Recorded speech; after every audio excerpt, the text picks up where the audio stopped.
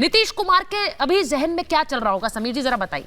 देखिए, नीतीश कुमार जिस पर्पस से इंडिया गठबंधन में आए थे और जिस पर्पस से लालू प्रसाद यादव को सरकार बनाई थी, इंडिया गठबंधन बनाने में भूमिका निभाई थी, नीतीश कुमार को यह समझ में आ गया है कि वह पर्पस इस में सॉल्व नहीं होने वाला है। उन्हें प्रधानमंत्री पद का उम्मीदवार नहीं बनाया गया। ममता बनर्जी ने कांग्रेस अध्यक्ष मल्लिकार्जुन खड़गे का नाम चला दिया। संयोजक बनाने के लिए प्रस्ताव रखा तो नीतीश कुमार ने कहा कि मैं बाद में बताऊंगा। नीतीश कुमार इसको अब तैयार नहीं हो रहा है संयोजक बनने के लिए। जिस लालू के साथ नीतीश ने बहुत आराम से सरकार बना ली थी, उस लालू के साथ नीतीश कुमार अभी तक सीटों का बंटवारा बिहार में नहीं कर सके। लालू प्रसाद कह रहे हैं कि आपके पास जो रूलिंग सीटें हैं उसमें से 5 सीटें मुझे चाहिए। नीतीश कुमार मधेपुरा देने को तैयार नहीं है। लालू प्रसाद कह रहे हैं मधेपुरा के साथ 3 सीट और मैं आपकी लूंगा।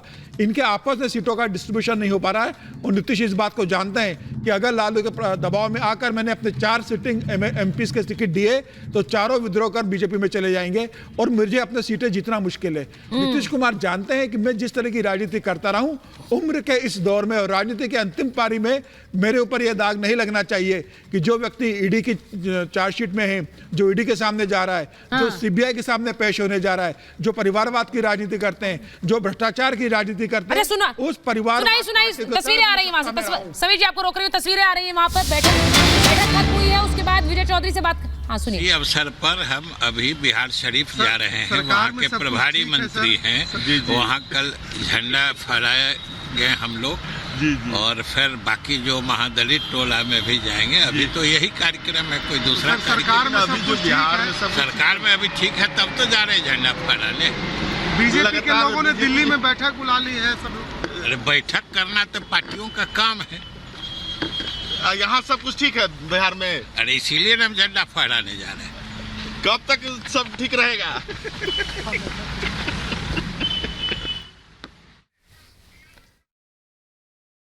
बिहार शरीफ जा रहे हैं कल। कल झंडा है ना सब कुछ। वो भी आप स्क्रीन पर चलाते रहे, जो ग्राफिक हमने लिया है ओपनिंग में, जो डेवलपमेंट्स से जुड़ा हुआ है उसको जरा चलाइए, क्योंकि विजय चौधरी इस वक्त बैठक के बाद निकले हैं, उनसे बात की है मीडिया ने। उन्होंने कहा कि ऐसा कुछ नहीं हो रहा है बिहार में। अब देखिए इंपॉर्टेंट है, कल 26 जनवरी को जब अलग अलग राज्यों में 26 जनवरी की परेड होती है, मुख्यमंत्री होते हैं, डिप्टी सीएम भी होंगे, वो कहां होंगे, क्या साथ में होंगे, अलग अलग होंगे, क्या होगा जरा सोच लीजिए, क्योंकि डेवलपमेंट इतने ज्यादा हो रहे हैं। क्या होगा जब कल 26 जनवरी की परेड होगी? वरुण जी आपके पास आ रही हूं। कांग्रेस में भी टूट की बात हो रही है, वहां जेडीयू में तो टूट की बात हो ही रही है, लेकिन अभी सब नेता बचकर बोल रहे हैं, क्योंकि आधिकारिक किसी को बयान नहीं बताया गया है बोलना क्या है। जब बयान बताया जाएगा तब भी पता लगने लगेगा कि क्या हो रहा है। सुचारिता जी, डिबेट से 2 बात तो क्लियर हो गई। गुरु प्रकाश जी कोई गुरु मंत्र डाल रहे हैं, बता नहीं रहे हैं, लेकिन ये साथ साथ ये भी कह रहे हैं कि केंद्रीय मंत्री ने जो स्टेटमेंट दिया है वो ऑथराइज्ड नहीं है, हमारा पार्टी अध्यक्ष ने। तो भाई दूसरी पार्टी के भी अगर कोई स्टेटमेंट देता है नेता, तो उसको भी आप ध्यान रखिएगा कि सुप्रीम कोर्ट की डायरेक्शन होता है, जैसे आपकी डिबेट में डायरेक्शन हो गया। वाह वाह वाह वरुण जी, आप ये बोल रहे हैं अधीर रंजन चौधरी के बयान को आप कह देते हैं कि वो तो उन्होंने बयान दे दिया, सीट शेयरिंग पर तो राहुल जी तय करेंगे, ममता जी तय करेंगी। अधीर रंजन चौधरी रोज बयान देते हैं ममता दीदी के बारे में, तो फिर इनको भी मान लो। गिरिराज सिंह जी तो मैंने तो पूछा ही, इसीलिए पूछा, गिरिराज सिंह के बयान को कैसे आप नकार सकते हैं, यही पूछा ना। यही होता है, ऐसे समय में कौन नेता क्या बयान दे रहा है उससे कयास हम लगाने लगते हैं, फिर खबर बदल जाती है, फिर क्या हो रहा होता है अंदर खाने, ये तो नीतीश कुमार ही जानते हैं। दूसरी बात यह है कि भारतीय जनता पार्टी आज भी कह रहे हैं मोदी जी की लहर है, मोदी जी की लहर है। तो भाई नीतीश कुमार जी हो, इंडिया अलायंस की टूट हो, उस पर क्यों आश्रित हो? आप अपना काम करो, कह दो हमको नहीं चाहिए नीतीश कुमार जी है, कोई भी विपक्ष का है, कांग्रेस का नेता।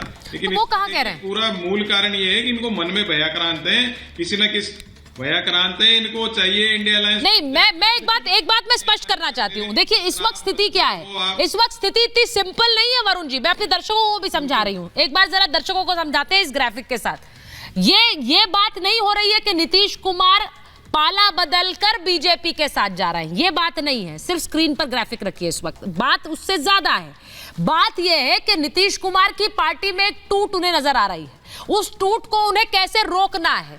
बहुत से विधायक पार्टी छोड़कर अगर बीजेपी के साथ जा रहे हैं या वो आरजेडी के साथ जा रहे हैं। खबर दूसरी भी है, कई ऐसे विधायक हैं जो आरजेडी की तरफ जाना चाह रहे हैं, उन्हें अपनी पार्टी की टूट रोकनी है, तो वो या तो आरजेडी के साथ चले जाएं अपनी पार्टी सैक्रिफाइस करके, या फिर वो बीजेपी के साथ चले जाएं, कुर्सी पर बने रहें क्योंकि बीजेपी उन्हें सपोर्ट कर दे। लेकिन अभी दोनों तरफ से कोई हामी नहीं है। आरजेडी क्या चाह रही है? आरजेडी का मुख्य लक्ष्य यह रहा है हमेशा से कि आगे चलकर तेजस्वी यादव सीएम बन जाए।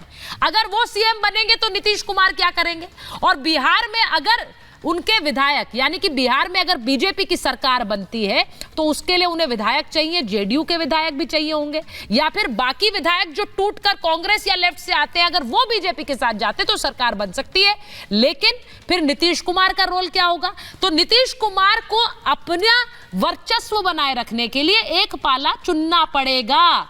लेकिन वो इस बात पर भी निर्भर करता है कि बीजेपी क्या सोच रही है इस वक्त।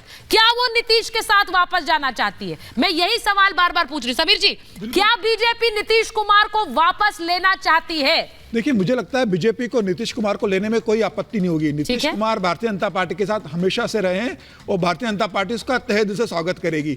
सबसे बड़ा संदेश भारतीय जनता पार्टी नीतीश कुमार को लेकर यह देगी कि जिस इंडिया गठबंधन के सूत्रधार और संस्थापक नीतीश कुमार बने थे, जो संयोजक बनने वाले थे, आज वही नीतीश कुमार इंडिया गठबंधन तोड़ के भारतीय जनता पार्टी के साथ आ रहे। विपक्ष के लिए सबसे बड़ा झटका होगा। चुनाव के 60-90 दिन पहले अगर नीतीश कुमार यह खेमा छोड़ के जाते हैं, कल ममता बनर्जी झटका दे ही चुकी है कि वह अपना अलग चुनाव लड़ेगी। मुझे ऐसा लगता है अगर नीतीश कुमार चले जाते हैं तो पूरे हिंदुस्तान के अंदर सभी दलों को, जो विपक्ष के दल है, उनको मैसेज देगी भारतीय जनता पार्टी कि जिसके दम पर इंडिया गठबंधन खड़ा था वह आज हमारे साथ आ चुका है। और मुझे लग रहा है इससे पूरा मनोबल टूटेगा और विपक्ष का गठबंधन पूरा धराशायी हो जाएगा। भारतीय जनता पार्टी को सबसे बड़ा बेनिफिट यही होने जा रहा है। और भारतीय जनता पार्टी जानती है कि नीतीश के पास भारतीय जनता पार्टी के साथ आने, एनडीए गठबंधन में अब ये बड़ी बात कह रहे हैं समीर जी। समीर जी बड़ी बात कह रहे हैं कि 24 के चुनावों से पहले बिहार में अगर खेला होता है तो ये बीजेपी के लिए एक एडवांटेज पोजीशन होगी।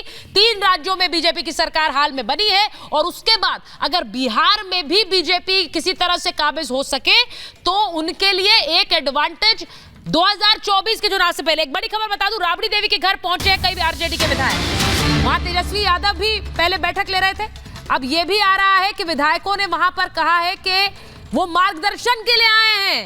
आरजेडी के विधायक राबड़ी देवी के घर मार्गदर्शन के लिए पहुंचे हैं। अब इसे इस तरह भी समझिए, कल नीतीश कुमार ने एक कार्यक्रम पे, सुनिए क्या कह रहे हैं। उन्हें भारत रत्न के लिए चुना है तो जाहिर सी बात है कि उनका जो भी टिप्पणी है बीजेपी वालों पे, अमित शाह पे हो सकता है, उनके बेटा को देखिए, बीसीसीआई के सचिव बने, आप यशवंत सिन्हा को देख लीजिए, उनके बेटा को देख लीजिए, राजनाथ सिंह। कोई असर नहीं है यहाँ, कोई असर नहीं, सब ठीक है। हम लोग एक पार्टी में हैं, इंडिया गठबंधन को